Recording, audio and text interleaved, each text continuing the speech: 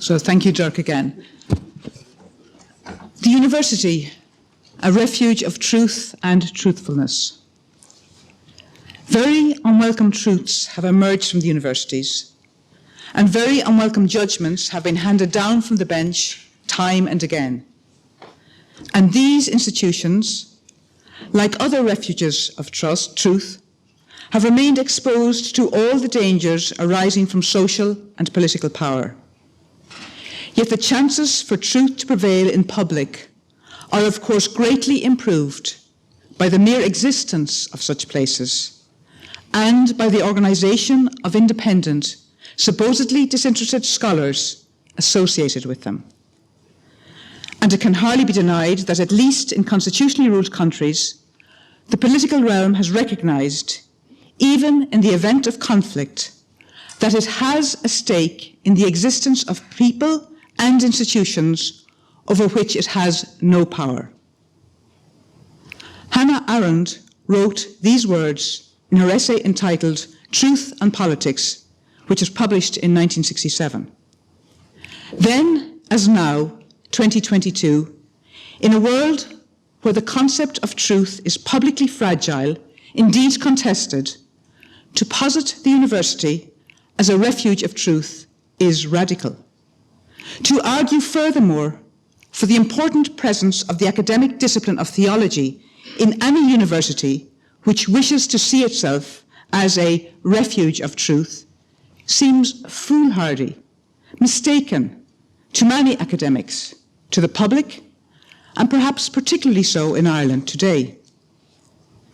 This paper's argument for the university as a refuge of truth is made against a background wherein, I suggest, education is in danger of drifting from being an end in itself towards a supply economics imperative, a place where academics seek favourable student evaluations rather than challenging and stretching students' capabilities. In this context, the university, having lost sight of its primary mission, may be said to be self-deceiving and perhaps even forming people into practices of self-deception. Hannah Arendt's thought is the cornerstone of the work presented in this paper, and so the paper will begin with a short introduction to the person of Hannah Arendt and a presentation of some of her key foundational terms. This will be followed by a more detailed exploration of her understanding of authentic education and her vision of a university as a refuge of truth, truthfulness, truth-telling, and thinking.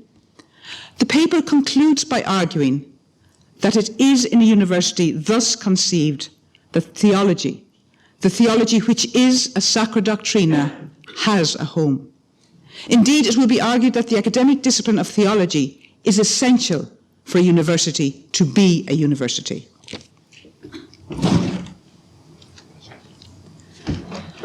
So Hannah Arendt is a radical, controversial, complex, challenging, and oft-times divisive thinker. She may not say what you want her to say. She cannot be easily categorized as liberal or conservative, right-wing or left-wing. She is simply a thinker who thinks and rethinks. She is a teacher who wants people to stop and think. Stop and think is a key tenet of her life. If we learned to stop and think, we would have learned a lot. So she was born in 1906 in Hanover, Germany, the only child of Paul and Martha, her parents. They moved to Königsberg in Germany. We know a lot about her early life from her mother's recording of the life in a notebook entitled Unser Kind, Our Child. We read that at 4 years of age she was opinionated, extremely sensitive, and that she loved letters and books. And she also loved to sing with passion, out of tune. This is from her mother. Her parents, secular Jews, were very well educated, but they were secular. At the same time, they ensured that their daughter attended synagogue with her grandparents and received religious instruction in Judaism. On the 23rd of August 1914, fearing that Königsberg was going to be invaded by the advancing Russian army, Hannah and her mother fled to Berlin. This was her first experience of being a refugee and has impacted much of her later thinking. Despite these traumatic experiences, she continued to do well in her studies. She studied Christian theology, Greek and Latin in the University of Berlin. She continued to Marburg University, where she continued her theology and also began philosophy. And she notes that it was under the guidance of Heidegger that she and many other students learned to think philosophically. She notes, "The rumor about Heidegger put it quite simply. Thinking has come to life again. The cultural treasures of the past, believed to be dead, are being made to speak. In the course of which it turns out that they propose things altogether different from the familiar, worn-out trivialities they had been presumed to say. There exists a teacher. One can perhaps learn to think." She then relocated to the University of Heidelberg, where she worked with Karl Jaspers, writing her doctoral dissertation on the theme of love in St. Augustine. And this work of Augustine remains central to her life's work. Then, changing times in Germany, in 1933, she leaves Germany via Paris, going to the US. She remains as a refugee in the United States until 1951, and she dies finally in the United States in 1975. And so, to her thoughts on education. Have we now come to the point where it is the children who are being asked to change or improve the world? And do we intend to have our political battles fought out in the schoolyards?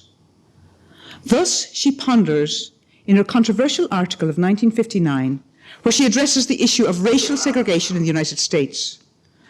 Following the US Supreme Court's decision to declare segregated schooling to be unconstitutional, 9 students of color attempted to attend the all-white Little Rock Central High School in Arkansas.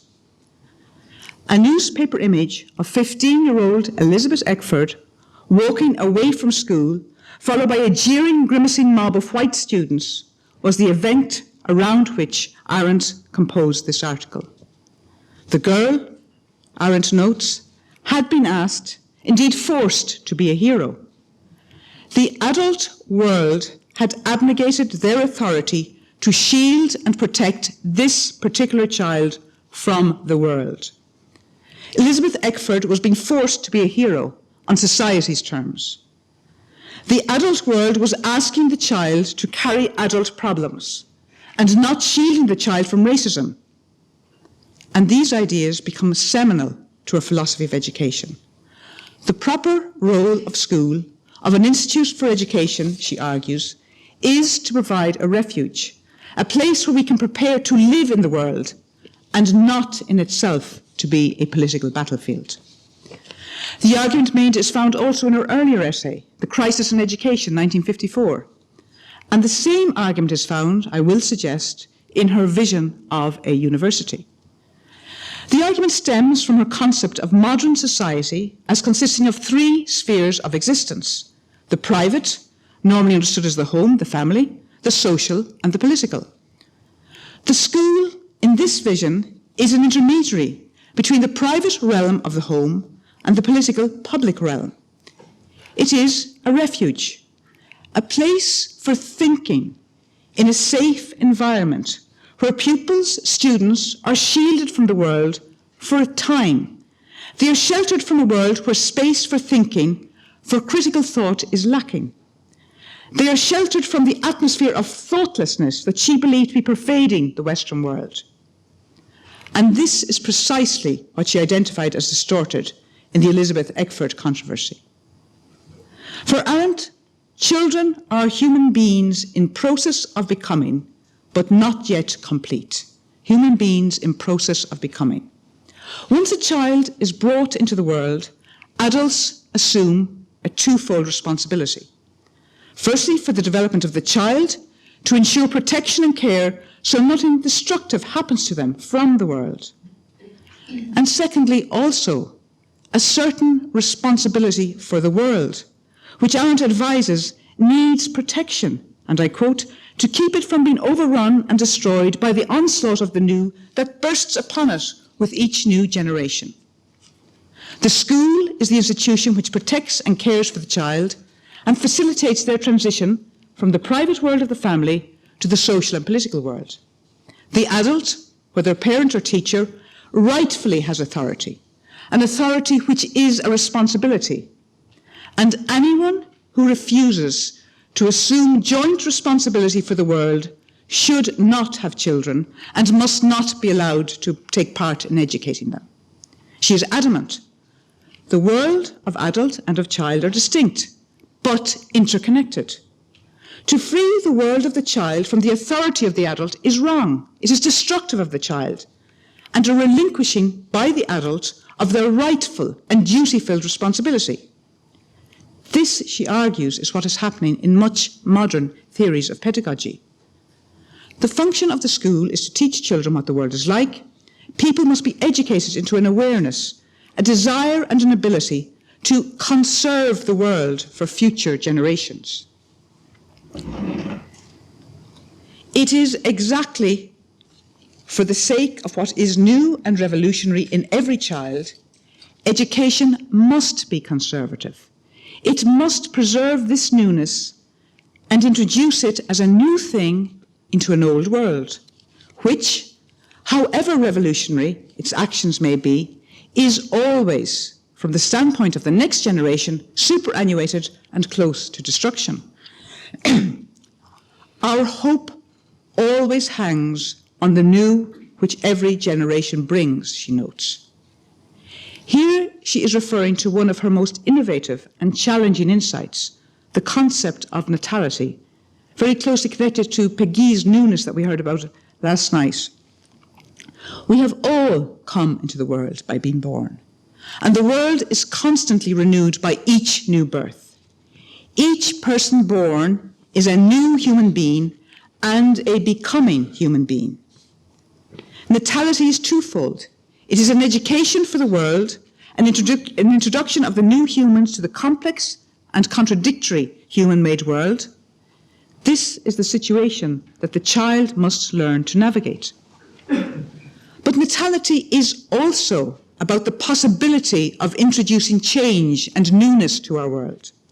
It is the responsibility of our institutes of education and of our educators to create spaces to provide humans becoming with the conceptual and cultural resources to cultivate the freedom in which the possibility and potentiality of the new finds a space for appearance. Education must be an education in thinking, a preparation which enables the human being to live well, to judge well, in the complex world each person is born into. And this is the human situation we must be educated for. Education must equip us to intervene, to alter, to create what is new. The human world is a world of emergency situations, of crisis.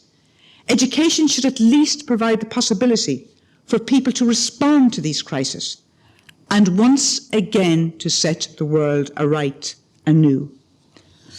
So for Hannah Arendt, we can say, for education to take place, a refuge, a shelter from the world of labour must be provided, a place where there is space and time to think and question, of learning how to learn, a place of natality.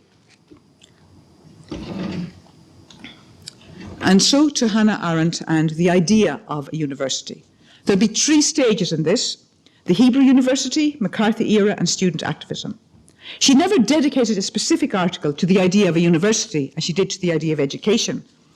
However, it is possible to gain insight to her idea of a university from various writings and from her own life's praxis. In many ways, she sees third-level university education as continuing the work begun in elementary and high school, the formation of the human becoming to take their place in the world. To foster human becoming towards being a thinking, willing, judging being requires that there be a sanctuary, a place apart, where one is protected and free to think, free to make mistakes, free to learn, a refuge of truth wherein one can think. It has been suggested, as I've mentioned, that there are 3 stages in her understanding of what a university is. First, her 1950 reflections on the development of the Hebrew University. Secondly, her experience of the McCarthy era in the US in the 1950s. And thirdly, her observations on the activist student movements of the 1960s. Firstly, the Hebrew University. In her 1950 article entitled Peace or Armistice in the Near East, she cites Professor Chaim Weizmann's speech at the opening of Hebrew University in 1925. She writes, "It seems at first sight paradoxical that in a land with so sparse a population, in a land where everything still remains to be done, in a land crying out for such simple things as ploughs, roads, and harbours, we should be creating a centre of spiritual and intellectual development.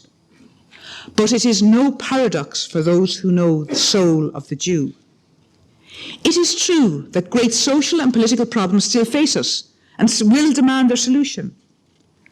We Jews know that when the mind is given fullest play, when we have a centre for the development of Jewish consciousness, then, coincidentally, we shall attain the fulfilment of our material needs." These words encapsulated her vision of a university as a place for thinking, for the development of new ideas, a place where the mind is given fullest play, a centre of spiritual and intellectual development. In this vision, the faculties of arts and humanities are privileged, while professional schools are accorded a secondary role.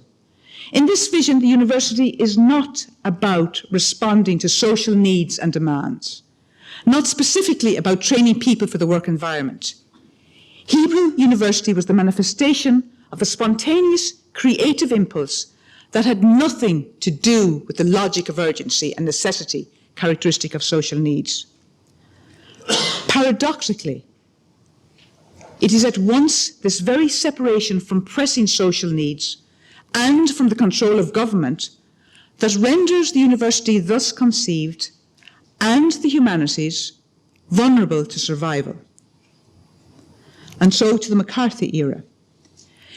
In the United States of the early 1950s, during the persecutions of the McCarthy era, she witnessed the suppression of key civil liberties such as freedom of speech and association, as well as the cooperation of the universities, whether publicly or privately funded, with the authoritarian state.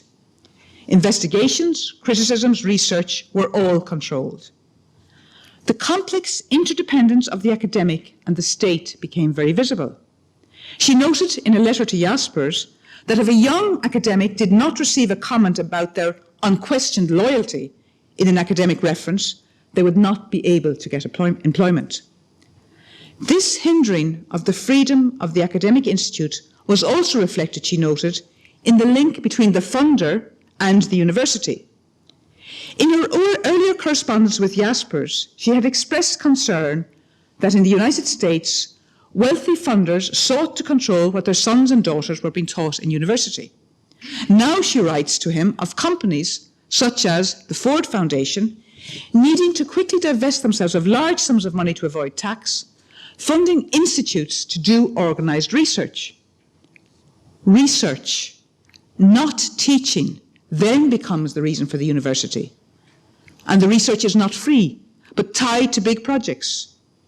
She was shocked that in a democratic, free republic like the United States, an authoritarian regime could so quickly be established, and that the universities were cooperating. The next historical event which prompted her to write again in regard to her idea of a university was the student activism of the 1960s. Her writings from this time indicate her stance and concerns. I mentioned 3 essays: On Violence, Lying in Politics, and Truth and Politics. While Arendt took part in panels and attended some of the student rallies, she was a cautious and critical supporter of the student activism. Indeed, many of the students' concerns aligned with her own. There was concern about the autonomy of the university, particularly given that the Pentagon was a key research funder. There was concern that the organisation of the university had come to too closely imitate that of business enterprises, with trustees composing the board of directors that administered the institutions rather than academics. And I think of discussions in this country at the moment and in Trinity College. The university was becoming an image of capitalist corporation, both in terms of administration and in education. Its business, the business of the university, was to produce degree-carrying people. Students paid high fees and thus had a right to a degree. Degrees thus became consumer goods which students purchased. Students then sought involvement in decision-making. They advocated a vision of the university as a place of activism. And most pertinent to our argument is their critique of the commodification of knowledge and how that harmed the integrity of education and the pursuit of truth. Arendt empathized with many of these concerns. The question of the autonomy of the university was a core issue for her. She was concerned, though, that the student movement and the crisis that it provoked in the universities could lead to the destruction of the university, and thus to the students destroying the base from which their energy and vision sprouted.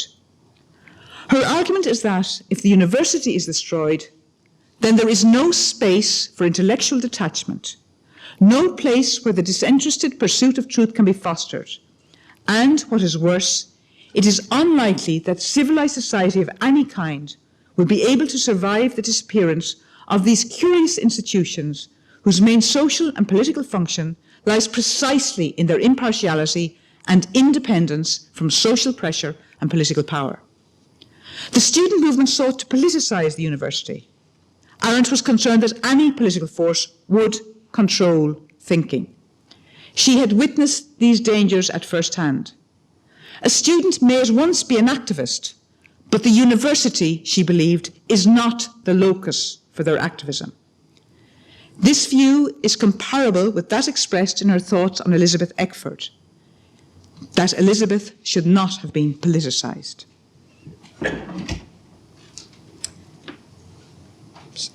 And so, stop and think. Arendt conceived of third-level university education as a place, a refuge, free from undue political influence and social pressures, a privileged place indeed, where one is afforded the luxury to think. It is a protected place, and one wherein the process of becoming, the natality, the second birth, can continue to grow. Just as the person is protected from the world, so too the world is protected from the student. It is a place for the life of the mind to flourish, and in this its importance is political. The life of the mind thinking has always been of importance to her. The concept of opinion is important and complex in her thought. She notes, although truth may well be the exact opposite of opinion, truth is nonetheless obliged politically in every democracy to go about in the guise of opinion. In other words, the body politic cannot and ought not to decide what truth is. And the only way it has to protect the freedom to speak the truth is to protect the freedom to speak one's opinion.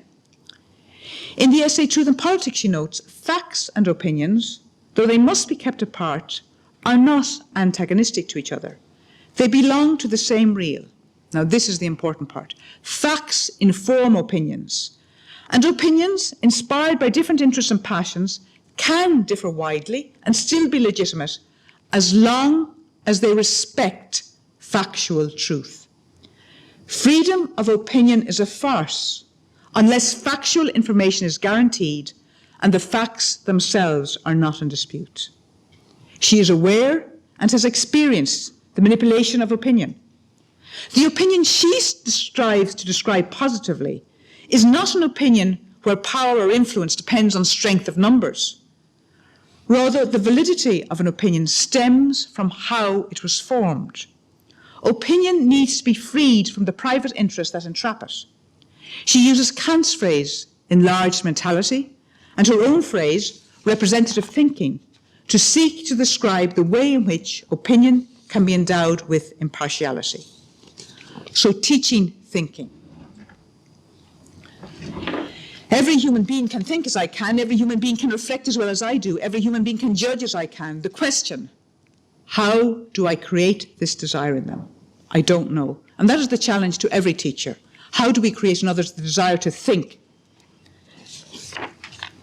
While the faculty to think is present in everyone, Arendt notes the need to teach people to think, to exercise the faculty, to exercise this gift. For this she recalls Socrates. In the realm of teaching, Socrates likened himself to a gadfly and to a midwife, while Plato said that Socrates must also be considered as an electric ray. The fish that paralyzes by contact. Understood as a gadfly who bites horses and cows, we read that Socrates knows how to arouse citizens to thinking, to examining matters, and so to a life fully alive. Then, understanding, teaching as a midwife, Socrates is understood as delivering people of their thoughts, purging people of their uninformed opinions and of unexamined judgments which prevent thinking. The likening of Socrates to an electric ray is perhaps the most surprising, because where the gadfly arouses, the electric ray is a fish that paralyzes and numbs by contact. This, for her, is the highest state of being alive. She writes, "The electric ray paralyzes others only through being paralyzed itself. It isn't that knowing the answers myself I perplex other people. The truth is rather that I infect them also with the perplexity I feel myself. The truth is that I infect people with the perplexity I feel myself. This is the only way that thinking can be taught, by infecting people with the perplexity I feel myself." And so to the last part of the essay. What has all this got to do with theology? This is Hannah Arendt's idea of a university. It's a refuge for truth, a place for thinking, a place where one can stop and think, a place for natality, for giving birth to newness, a place where one is protected from the world because newness needs to be given time, and a place where the world is protected from the vast onslaught of newness for a while, a place to think free from the bonds of being politicized, a place for perplexity. So the next question is, how can theology find a home in a university so envisaged? The argument of the paper is that not only is theology at home in this context, but that without theology, a university will lack a fullness of intelligent thinking, thinking open to the universum, the full range of human thinking. And this is an understanding developed by the German theologian Josef Pieper in What Does Academic Mean? 2 essays on the chances of the university. He outlines his vision of what it is that makes a university a university. As Pieper presents it, university education is an invitation to move out of an enclosed, narrow environment into the open universe of total reality, while at once protected from the enclosed, narrow demands of the utilitarian world. It is in moving into the open universe of total reality that Pieper suggests we will encounter being as being. University education, in this sense, and I quote, is the astonishment experienced as penetrating research presses forward and is confronted with the mysterious character of being itself, confronted with the mystery found in the fact that something is. It is the forgetting, above all, of direct goals in life. The approach advocated by Pieper advances a particular pedagogy as characteristic of university education.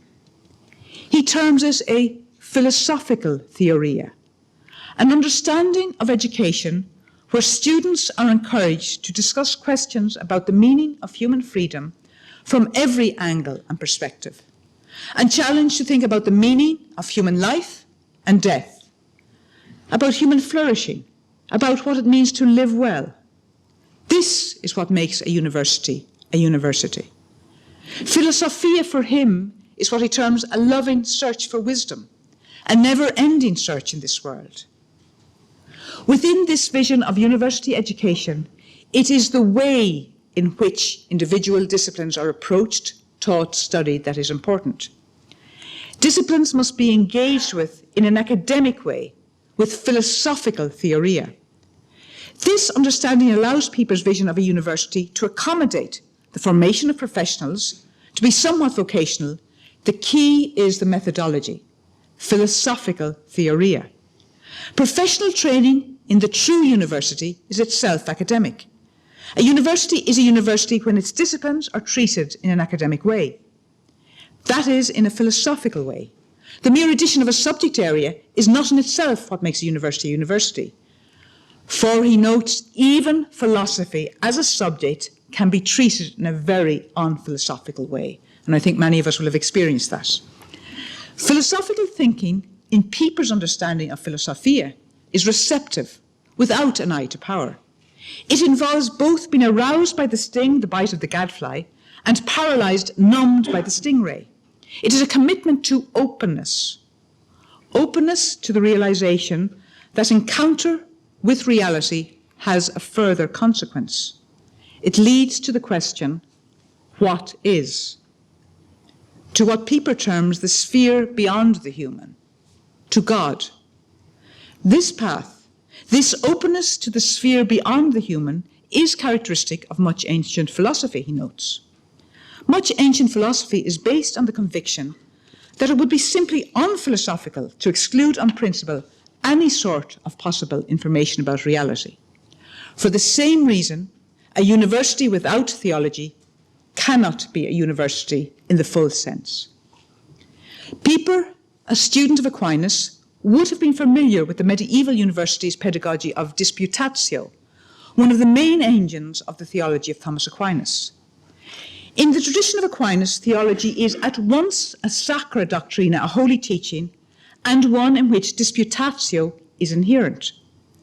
In this vision, theology begins with perplexity, with real questions, and ends with perplexity, a more profound perplexity, more penetrating questions. Aquinas' method is that of inquiry. Insight is gained as a result of tackling difficult questions. In addressing these questions, he seeks the best information available in his time, paying particular attention to those who argue differently from him. For Aquinas, that there is authority is important, but it is no less important to search out the proper meaning of authority and the proper wisdom inherent in authority. The aim is always towards deeper knowledge, clearer truth, and as a theologian, deeper knowledge of the mystery that God is. Aquinas' method is to engage with various authorities, the experts of his time, and then to work out his own distinctive understanding in dialogue with these sources. Theologians today, I suggest, can be faulted for forgetting the value of this theological method. No less an exercise of faith for being an exercise of hard reason. While the university needs to be a safe place, a sanctuary, a refuge for thinking to take place, it must also be a place for disputatio, for robust argumentation, free from political strategizing. For intelligent disputatio, theologians and students of theology must be both rooted in tradition as well as articulate in the disciplines pertaining to theology. Perplexity is the best mark of the theologian, but a fruitful, faithful, thoughtful perplexity. Within this distinctive realm of theology, this, I suggest, matches Arendt's argumentation with respect to the formation of opinion, opinion informed by fact, and the importance of tradition, what she served conservatism, properly deployed in the search for truth. Thank you very much.